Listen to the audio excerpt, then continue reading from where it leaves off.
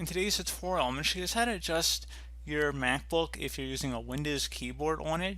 So I'm not going to go into great depths in the discussion, but basically there's a couple of very pertinent keys such as the Command and the Windows key that are generally swapped between a Macintosh and a Windows computer in terms of how they operate. So while a Mac may recognize the Control key as a control key, it has a different function in Mac, which is a whole different key I haven't even talked about yet. So we're going to go ahead and just jump right into it, and once we make this change you should see that everything should be much more similar to how you were using it on a Windows computer.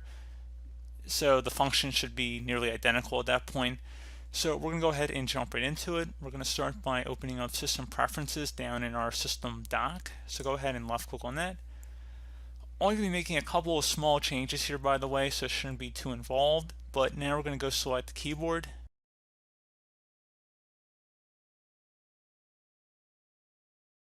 And you want to select modifier keys, and only going to make a couple of small changes here, guys. So the one change we're going to be making is so the caps lock, you can keep that as caps lock, that's fine.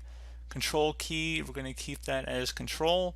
The option key, we're going to change that to command. So click inside this little drop down here, set it to command, and then the command key is going to become the option key. So click inside the drop down and select option. And then once you're done with that, the function key can remain the function key, the FN function, that's fine. You don't have to change any of that. So again, very straightforward process. Go ahead and select OK.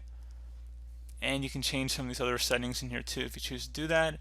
But that should generally be able to restore the proper functionality, quote unquote, of the keyboard to the operating system.